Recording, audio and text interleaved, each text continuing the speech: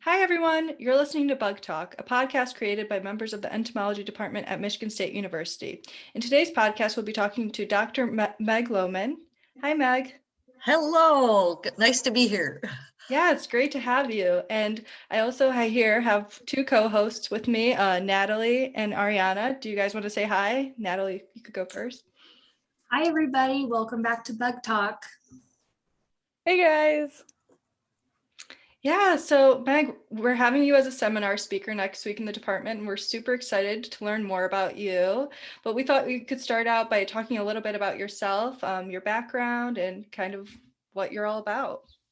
Oh my gosh. Well, I guess my nickname is Canopy Meg, of course, so maybe that gives away my region of research. I have been one of the world's first arbonauts, technically speaking. Astronauts study outer space and arbonauts go to the tops of trees. So I have that crazy past, but I look back and think, how in the heck did I end up in the top of a tree? And I think it's because I grew up as a kid in a very small town in upstate New York where there wasn't a whole lot to do except play outside. And it is that outdoor play that I attribute to becoming a nature lover at a young age. It was not cool when I was little, so I was definitely labeled as a geek. The girl who pressed wildflowers, the girl who collects snake skins, the girl who collected rocks and all those crazy things. So I was a collector from way back, and I really love trees. If you can believe it, I never had a woman science teacher though, and I didn't think girls could be scientists. It just wasn't part of the DNA of my generation so much. And over the years, I thought maybe I'll be a forest ranger. And then I kept researching and I kept working. And suddenly I had a PhD and a postdoc, and it looked like, well, maybe I could be a scientist. So it was just that type of activity. And I actually am trained as a botanist. But when insects started eating all my leaves in the canopy, I had to become a self-taught entomologist. So I love bugs because they were the colorful parts of the canopy, and yet they were also the predators on all of my beautiful leaves. So I ended up doing a lot of work on herbivory. So that's kind of it in a nutshell, or a treetop nugget. Yeah, I think we can all kind of relate to that, like, being women and not really knowing you could do science or entomology as a career is definitely difficult. Did you have any role models that kind of allowed you to think, yeah, it is possible?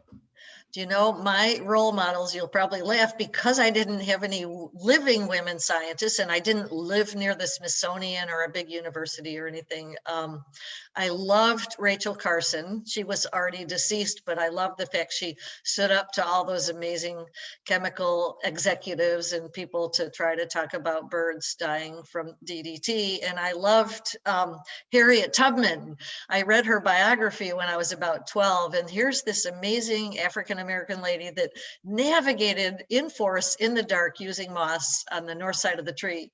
So I thought she was the coolest field biologist I'd ever heard of, even though she really wasn't a field biologist. I just figured she was practical and smart and innovative, and that I always admired that a lot. So those two were my heroines from the get-go. And of course, since then, I've met some living women scientists, which is also very cool.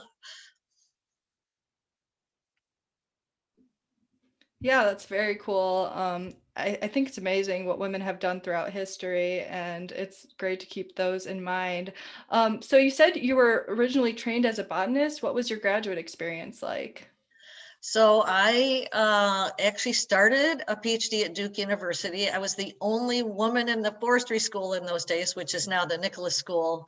That was not fun. I have to say that there was still a big emphasis on board feet and guys going out and chopping down trees. And I was pretty excited that maybe I could do it differently, but I really felt pretty intimidated by that crowd. So I went off and did a master's degree in Scotland with some money I'd saved up working part-time at EPA in Durham, and got to Scotland, and it was a fabulous program at Aberdeen where there was you know, a group of sort of diverse students doing the MSc program, and that was so wonderful. And the professors were so respectful. They invited us to afternoon tea, and that seemed really wonderful. And one of my faculty members was a very famous tropical botanist named Peter Ashton, who just said to me, "Oh, you're nobody if you don't work in the tropical rainforest. That's where all the big questions are. And why do you want to go back to the Piedmont?" and all this kind of crazy stuff. So I looked around and found out that Sydney University had scholarships for foreign students in those days, and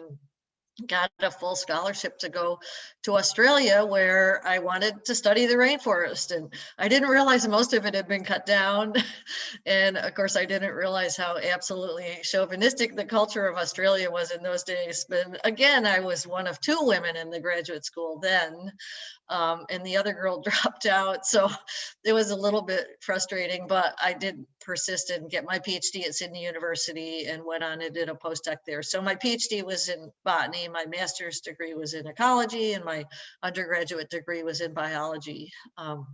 So that was kind of what happened. And I studied the eucalyptus dieback for my postdoc, which was the great big insect outbreak syndromes that Australia has had over many years, including centuries. So that was kind of a cool thing to work on as the culmination of my Australia career. So I've actually had, I guess, the opposite type of experience. When I was an undergrad, I went to the University of San Diego, but the gender ratio was primarily women. So we had like a 70% women skewed Yeah. ratio. So it was a private school, so our classes were like really small, and we'd have like 12 to 15 people, and we'd have like really one or two guys in the class. And it just kind of blows me away to think like that's not how it used to be. I don't think that's how it typically is, having such a strong skew towards women. But it was really, I think, influential for me, especially in like my undergrad years, to be surrounded by like such like smart women. I was like, wow, this is incredible. Because I also like grew up not really thinking like women could be scientists. Right. So I was blown away like by meeting so many smart women in my undergrad. It was incredible. And was that entomology? My undergrad's in biology. Okay. Interesting. Just because I was the VP for the Ecological Society for quite a few years, and some other offices with Association for Tropical Biology. And over the years, we have observed that we've gone from having predominantly men, for those of us that are older in our cohort, to now seeing all these women emerge. But the real issue is there's still a shortage of women in the leadership roles. So, you know, heads of departments, heads of institutions, women in the important positions of conservation leadership are still very much absent. But I hope you might see that turn around in your generation, and that would be really exciting. Yeah, definitely. So it seems like you have gone to, like, you've traveled a few places throughout grad school and stuff. Do you have like a favorite location where you've done research or just traveled for fun? You know, I do a lot of talks to fifth graders because there's a children's book that was written about me that's required reading for about 30 states for their science, you know, NGSS, Next Generation Science Standards. So it's pretty funny. And the kids always say, how many countries have you worked in? And I finally added it up that I had 46 countries in my passport. Wow. If I could wave the magic wand, I would take all of you to the Peruvian Amazon, which is pictured behind me in my green screen, because that's where a really long canopy walkway exists. And it's, I think, a fabulous place to truly experience biodiversity. I loved Australia. It was my first rainforest, but gosh, 95% of it had been cut down by the time I got there. So it's little patches here and there and not always such big trees. And the upper Amazon is still fairly pristine. It's changing rapidly. So I would encourage you to go fast if you want to see a good Amazon jungle. But it is pretty wonderful to have monkeys in the trees and sloths moths and fabulous katydids and fabulous beetles and all kinds of amazing things. So that might be my favorite, but they're also interesting. Oh my gosh, it's very hard to narrow it down. Definitely. Yeah, your background looks beautiful. So it's definitely on my bucket list to go there. Good, good. I take students and families and even CEOs almost every July. I'm not doing it this year, as you can imagine, with COVID, but hopefully next year, I call it a citizen science expedition, just because I think it's really important to share research with non-scientists as much as possible. I've kind of evolved over time to be a tour guide of sorts, but you know, those are the people sometimes that come home and really make a difference. When you talk to high school kids, or you know, take some influential person to your research area and they come home and they have the ability to make bigger changes than crazy scientists do. Yeah, definitely. I feel like science communication, we're starting to realize how important it is not to just, have scientists really understand science, but the overall community, because that's really who's going to make the biggest impact. Right, absolutely. I was part of a really cool group that I love, the Aldo Leopold Leadership Program, where they trained us to try to communicate our science more effectively. And 6 of us just are publishing a paper that's about to come out where we try to talk about the application of our research, or how is it that we can be leaders in our field and not just count technical publications that, let's face it, less than 1% of the world ever reads or understands. And unfortunately, I think there's a real hurdle in academia because we reward people with things like tenure or promotions or salaries based on these publications that maybe aren't saving the forest per se, or maybe aren't really reaching the politicians per se. It's a very difficult, subtle hint that we're a pretty conservative population, this academician thing. And, you know, wouldn't it be cool if you said, you got a promotion because you saved 1,000 acres of rainforest, or that, you know, you influenced the government of Brazil to change its mind? I feel like the metrics are missing a little bit for action-oriented ecology and biology. And I think it will take some very creative and innovative provosts or college presidents to turn this around. And we desperately need it, don't we? Yeah, definitely. I'm taking an outreach and engagement class right now, and it's all about making events that you can clearly say like what your science is and where everyone can understand it and move on with it, and like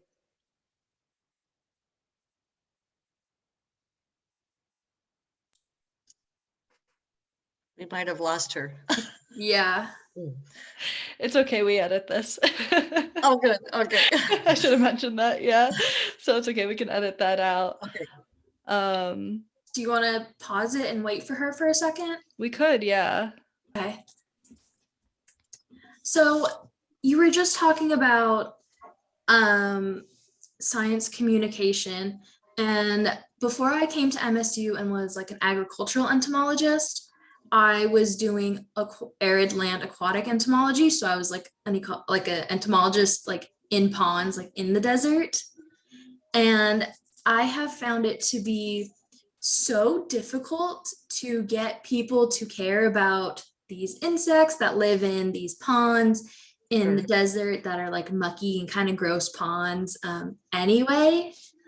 So I guess I want to know, like, how do we, I guess, as entomologists and just scientists, get the general public or just people interested in our work when it's something that, working in the desert, people don't see these things because they're off the road. You have to go find them.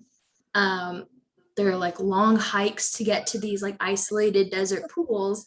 How do we get people to care when it's not something that they can really experience without, help seeing these things and getting there? Well, I'm going to turn this around and ask you a question. Why should people care about those crazy things? I think that was always really hard for me to answer. The way that I've always oh my gosh, if my old undergraduate advisor listens to this, she's going to be so mad. But I've always kind of thought of them as these isolated pools, and they're really important for things like bird migration because they act as like refugee spots. They're hosting like prey for birds as they like migrate, because this is in Southern California, so we have like migrations for the seasons. And I've always thought of that as like a really important reason to conserve these isolated pools, but it's hard to, I think, get this across sometimes, or like I struggle getting the necessity of it I across. think that's an exciting analogy. You just kind of described it as sort of, it's like, you know, when you're taking a long distance drive, you got to stop off and pick up some food. You have to have a takeout restaurant or something. And, you know, similarly for me, when I study insects eating leaves at the top of the trees, people are like, what? Why would you even want to bother to go up there? And what does it even matter? But then I start calling it a salad bar. I say, you know, these insects, like, they know specifically certain age of leaf or type of leaf they want to eat. And it's like you go to a salad bar and you pick the things you like, you don't pick the things you don't like. And then all of a sudden everybody gets sort of excited thinking about these beetles at the salad bar. So I think you ought to use that analogy about these migratory birds stopping off at these cute little restaurants. I mean, it is a bit crazy, but we have to think of ways, I think, that people can relate to our research, and we can't expect them to love the fact that you have a pond in the middle of a desert that no one can get to and want to fund your research unless you maybe can bring it home somehow to something relevant, like the birds that end up in their backyard, or, you know, the whole issue of a food chain is pretty cool, but you do have to, I think, stretch it and turn things into stories a little bit more than we're probably trained usually to do. If you could, what kind of training do you think that we should be engaging in to make our work more accessible? Talking to elementary schools. I think, you know, if you can talk to 5th and 6th graders and make your work exciting, you can talk to a politician. Let's face it, don't they say sort of 7th grade education in biology is probably most of the equivalent to many of our senators and congressmen. Sorry about that if any are listening, but I think, you know, to be able to reduce your work to simple form and use language that's understandable to kids means then we could relate to hairdressers or to gas station agents or anybody. You know, there is a tendency for us, I think, to act arrogant, even though we don't mean to, with big words or with complicated slides or complicated sentences. And sure, we can maybe do that for our peers at a conference, but we do need to make sure that we can explain our work in a way that the taxpayer can understand, because a lot of them are funding our work, and we want people to care about biodiversity and nature and whatever it is you might be studying. And how can we expect them to care if they don't even understand it? So it is a good challenge and a really important one, but I think it's very doable. I have this sort of, I guess I'll call it a privilege, but it could have been a hurdle of being a single mom and having 2 boys. And I always felt that was a really positive challenge to figure out how to get my kids excited about my research. Half the time they were with me, counting the bugs or measuring the leaves or finding the whatever is in the rainforest. But on the other hand, that forced me to turn it into a game, probably a lot more than most of my peers. So sometimes that litmus test of kids doing work with you in the field or thinking about what the questions are could be beneficial in terms of reaching a more diverse public too. Yeah, you mentioned you have written children's books and done a lot of work with children. What has their response been like, and like what has your overall experience been with children? And I feel like Sure. children are often so much easier to convince of these things, you know, about the importance of bugs, because they already are like so fascinated by the natural world and everything around them, whereas with adults it's like, you know, it's a lot more difficult to convince them. Yeah. Well, and I think still writing a children's book or doing school talks never earned me a promotion, which is disappointing in the sense of how I think, we should probably be treating science in general, but I did it in part because I was a parent, and I also felt that reaching kids also reach their parents, which can be really crucial and important. And I saw that with some of these expeditions where I took families. It was quite frankly fun. I'm working in Ethiopia, for example. How do we reach kids that have no ecology education, that have no computers in school? And, writing and funding the distribution of a children's book there was one of my, more successful projects to try to get the kids to understand the role of trees on their landscape. And of course, translating it into their language was part of that. But I think everywhere we go, having kids understand things is critical. Like you said, sometimes they're the better advocates for Mother Nature. And right now we're in a little bit of maybe a challenging generation where a lot of parents want their kids to stay indoors, and they're frightened of nature. They think it's toxic or, dangerous. And so I think it's important to get kids out into nature and then have them get their parents out into nature. So that's a really big priority for me, trying to make sure that we who study the natural world promote it for all ages, because that's probably one of the better ways to secure conservation.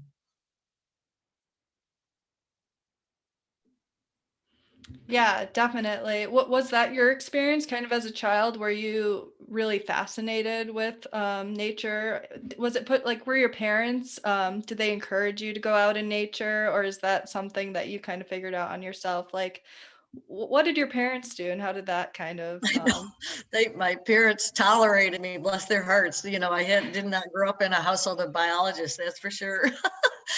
I'm sure my parents preferred to squish the insects than study them. So I, again, said I was a nerd or a geek. I really was kind of this one-man show, one-woman show. That my parents were kind. They would stop the car when I said I wanted to pick a wildflower on the side of the road, or they would tolerate my saving my pennies to buy a pair of Sears Roebuck binoculars that probably didn't even focus as far as I can recall, because I wanted to be a bird watcher. And so they were very, good about that. My dad worked at a very small town bank, and my mom was a elementary school librarian, and so they didn't have much to do with nature at all. We didn't take any nature trips per se. So, and none of my friends thought that nature was very cool. Like I said, they thought I was pretty weird. I grew up, my neighbor was a guy named Tommy Hilfiger, if you can believe it. There's a joke in my little town. Tommy collected Beatle albums, of course, and became a famous fashion designer. I collected real Beatles and became a scientist, but we're two of the only kids that ever left our town. Most of my cohort from high school just stayed in our small town, and that's the way it is in a lot of small towns, of course. Yeah, wow, that's super fascinating and fun. I think a lot of us feel that way, that we're kind of the odd kid out. Absolutely. Even now. Yeah.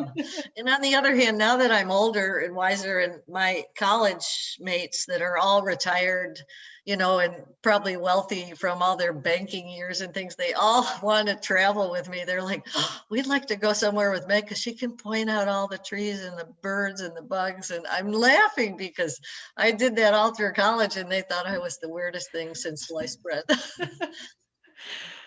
Yeah, so we're kind of nearing the end, but we'd love to hear more about some of your current work and your conservation Sure. efforts. I know that's a big part of what you're doing now. Yeah. We'd love to hear more about it.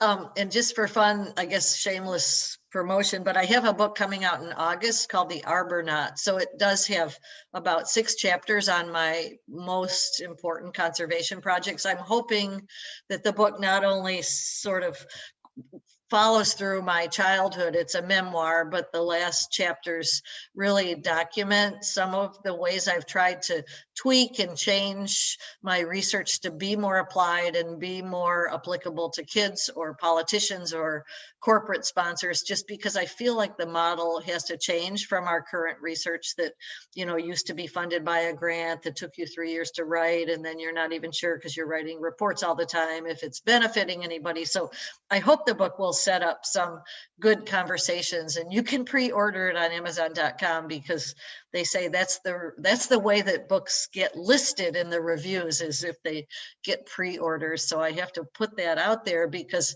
you know, all these famous writers know to do that, but scientists, we never get taught how we should do these things. And so anyway, but it does highlight my work in Ethiopia, which I'm really excited about. I've been one of the only white people working amidst the Coptic priests to help save their forests, because the last remnants of forests in northern Ethiopia tend to be in the churchyards, and yet the priests weren't so aware of that because they didn't have Google Earth maps or anybody coming and telling them this fact until I and the one and only conservation biologist in that region, it would appear, have been created a partnership where we give workshops to the priests. And now I fundraise to build stone walls around the church for conservation in the forest, the little forest, so that the cattle don't get in and eat all the seedlings. But it's a great model of how local leadership is critical to conservation. And then another project I've been working on is saving forests in Malaysia. And I have over there helped to build a Canopy walkway that had corporate sponsorship. But as a result of that, we're now creating hopefully a UNESCO World Heritage Area around this rainforest, because of course Southeast Asia and Malaysia has so much clearing for palm oil, which is really disappointing. And I still work in the Amazon. I hope I'll be taking my 25th citizen science expedition next July 2022 and continue to work on herbivory and fund the Canopy walkway down there through ecotourism, which is a big piece of my message these days. By not just creating this research toolkit that I have for the Canopy, we could apply it to creating sustainable income for Indigenous people by bringing tourists to these special rainforests and making sure that people recognize that saving the species is a lot better way to earn an income than cutting it down, which is a very short-term economic gain. So those are kind of the ways that I've been using my research to try to apply it to global situations. So anyway, when the book comes out, we can talk more, because there's an undertone of being a woman in science. And you can imagine I did, thanks to the Me Too generation and movement, I've been able to articulate a little bit more truthful facts about the challenges in my career, which I never dared talk about 20 years ago. Yeah, that's super great. We'll be looking out for that.